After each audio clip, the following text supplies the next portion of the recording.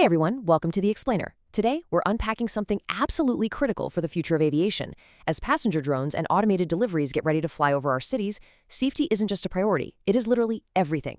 You see, when you're building military and commercial-grade UAVs, you aren't just building a flying camera. You're engineering a machine that has to survive some seriously extreme, unforgiving conditions.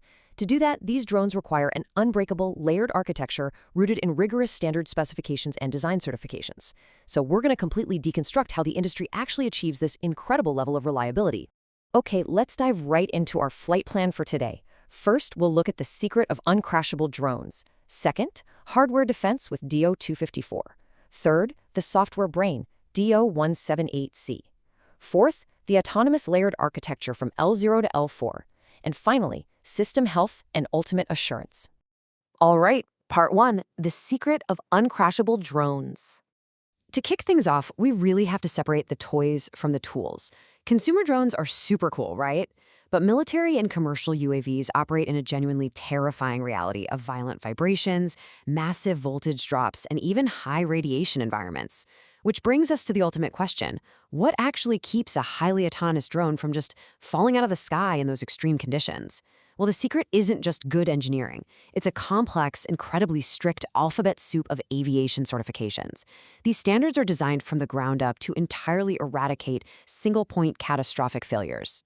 Moving on to part two, hardware defense, specifically DO-254. To truly wrap our heads around this, we have to start at the foundational layer. We're going microscopic here, right down to the physical hardware defense. This brings us to DO-254, which is basically the aviation industry's golden standard for complex electronic hardware. We're talking about components like FPGAs and ASICs, those intricate logic gates that make up the drone's physical computing power. Now, what you really need to understand here is that DO-254 isn't just about hoping a part doesn't randomly break. No, it is entirely focused on preventing inherent design errors before a single physical circuit board is ever printed. It does this through an unbelievably rigorous lifecycle tracking process, demanding strict HDL, or hardware description language, circuit logic verification. And this whole concept brilliantly illustrates how that design flows from the initial concept right down to HDL implementation and dynamic simulation. This incredibly strict HDL logic verification prevents any unpredicted state transitions from happening. Essentially, you're locking the hardware logic into absolute physical determinism. You're giving the drone these unalterable physical reflexes so that when a sensor detects an anomaly, the hardware responds with 100% certainty every single time. The stakes for this FPGA and ASIC complexity are just massive. In extreme high-altitude or military environments, drones are highly vulnerable to things called single-event upsets, or SEUs. In plain English, that's when a literal cosmic ray from space strikes a microchip and flips a 1 to a 0. DO-254 completely eradicates any redundant or unverified hidden logic that could let a disaster like that cascade. I mean, if a single unverified logic gate fails or misinterprets a signal, it could send a flight controller into a death roll mid-air. That is exactly why this standard requires exhaustive hardware-in-the-loop testing. And even if developers want to use commercial off-the-shelf parts to save some time, those specific parts must be explicitly safety certifiable. Which brings us to Section 3, Software Brain DO-178C. So with the physical reflexes securely locked in, we now need to layer on the conscious decision-making. We're moving from the body to the software brain.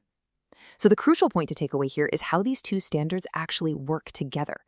DO-254 resolves how hardware proves its correctness against deep design errors. On the flip side, DO-178C resolves how software proves its correctness against logic bugs, memory leaks, and mission timeouts. Together, they form this beautiful, complementary dual-engine defense system for the drone.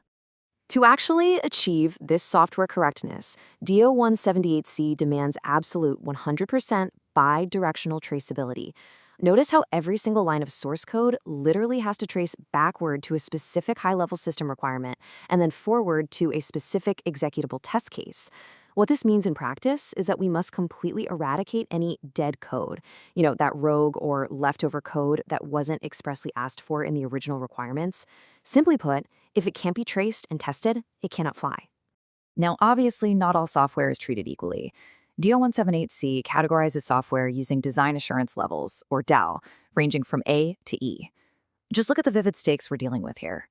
A DAL-A failure is defined as catastrophic, meaning the aircraft crashes, potentially causing fatalities. This is exactly why your flight control and engine algorithms are held to this specific standard. A DAL-B failure is hazardous, severely reducing safety and potentially causing major injuries. These rules are quite literally written in blood, ensuring that the most critical systems always get the most intense scrutiny. And for those incredibly critical DAL-A systems, engineers have to meet a truly mind-blowing technical threshold, 100% MC/DC, which stands for Modified Condition/Decision Coverage. This basically means they have to mathematically prove that every single line of code and every single Boolean logic branch has been exhaustively tested for its independent effect on the system's outcome. Think of it like having to test every single possible path in a massive maze before you're even allowed to step foot inside. There is absolutely zero room for guesswork here. Let's move to Section 4, Autonomous Layered Architecture, L0 through L4. Let's see how all this foundation builds up into the actual capabilities of the drone across 5 layers. Starting at layer 0, we have the raw platform and power system. Think carbon fiber bodies and lithium batteries, with zero automation, where a human is just completely operating the controls. Then at layer 1, we introduce specific function automation. This is where we utilize flight control platforms like PX4, RD Pilot, or ROS2 paired with IMUs for basic attitude stabilization. Moving up to layer 2, edge computing steps in. Hardware like Jetson Orin and vision algorithms like YOLO V11 help navigate preset routes while a human sits back and monitors. By layer 3, we reach limited autonomy.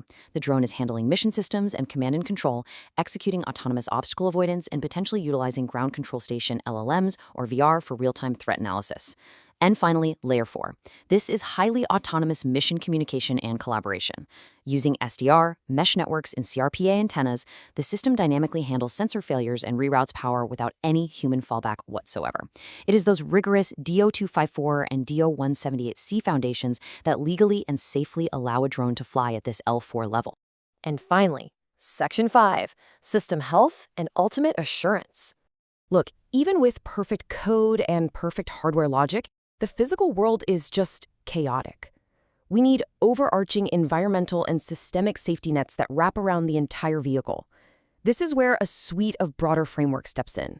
We've got IARP 4754A guiding the overall system engineering and safety assessment, and principles from ISO 26262 ensuring quality requirements for these complex systems. Functional hazard assessments, or FHA, are constantly evaluating runtime safety.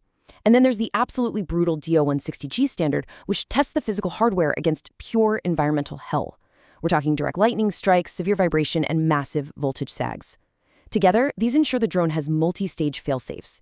For example, if an engine overheats, the system doesn't just blindly shut it off mid-flight. It triggers intelligent power derating and uses fuel for internal cooling to give operators time to safely land. When we look at this dual-engine defense summary, what's really interesting is how it all comes together perfectly. On the left side, DO-254 provides that physical determinism for our complex electronics, effectively eliminating hardware design errors. And on the right side, DO-178C ensures absolute logical traceability, eliminating dead code and ensuring safe decisions. When these incredibly rigorous documentation and testing disciplines lock together, you get a genuinely unbreakable machine. Which leaves us with a pretty fascinating thought to consider. We've seen the incredible depths of engineering required just to make today's drones safe. But as these UAVs push past level 4 autonomy, integrating artificial intelligence and swarming capabilities, how are these safety certifications going to evolve to secure the increasingly crowded skies above us? It's a massive engineering challenge, and I really hope this explainer helped you understand the invisible armor keeping these machines safely in the air. Thanks so much for learning with us today.